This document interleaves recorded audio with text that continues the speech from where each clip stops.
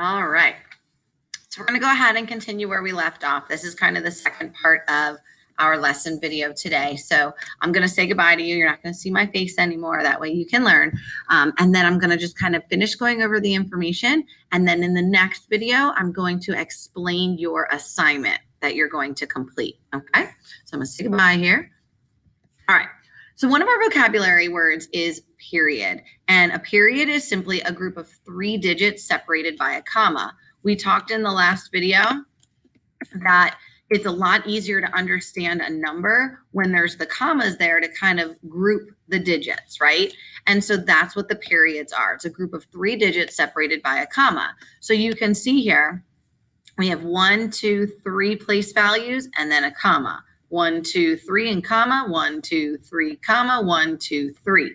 So you can see those periods. Now, the periods go on and on forever. But as a 5th grader, you only have to know the first 4 periods. And each period has a name. And the very first one, all the way to the right, is the ones period. That is followed by the thousands period, the millions period. Maybe you can predict what the next one's going to be. It is the billions period. Awesome. Now you need to know the names of those periods because knowing the names of those periods will help you name the place value of each individual spot in that period.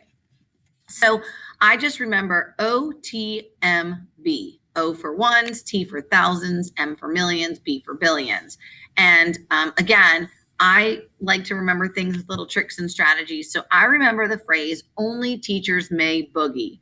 OTMB, ones, thousands, millions, billions. And that's going to help me remember the order. Now, inside each period are 3 place value spots. If we're talking about the first one, it deals with the number 1. If we're looking at the second spot, it deals with the number 10, and the third spot is 100. And the periods follow that same pattern. 1 for the first one, 10 for the second, 100 for the third. 1, 10, 100. And even in the billions period, the first spot is 1, the second spot is always 10, the third spot is always 100. So if you can remember the names of the periods, only teachers mash bananas, ones, thousands, millions, billions, and you can remember the pattern, 1, 10, 100, 1, 10, 100. You have all the information you need to answer any place value or digit question. The name of the place value is a combination of the name of the period and the number in that spot, either 1, 10, or 100. So let me show you what I mean. I ask for the place value of that star. Place means location, remember. So we're just asking, where is that star parked? Well, if you take a look, we know 2 things. It's in the thousands period, and it's in the second spot in that thousands period, which is the 10 spot, 1, 10, right? So when we put that together, we always name the spot first, then the period. So that star is in the 10, T for thousands, and then anytime we're answering place value, we always end with the word place. So that star is in the 10,000s place, always written in words, always ending in the word place. Let's look at the next one. We can see that it's in the millions period, and it's in the third spot in the millions period. So that would be 1, 10, 100. That's the 100 spot in the millions period, meaning that star is in the 100 millions place. Can't forget that word place. If that's for place value, end with place.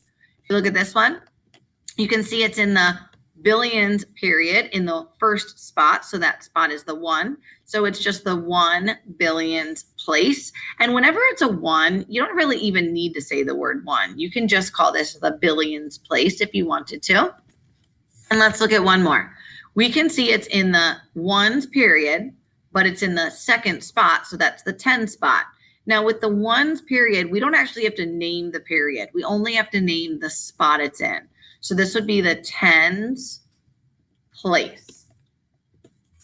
All right, so I'm going to go ahead and show you this place value wrap. I am going to post the place value wrap in the Google Classroom for not just you, but for all the kids. I recommend that you watch it.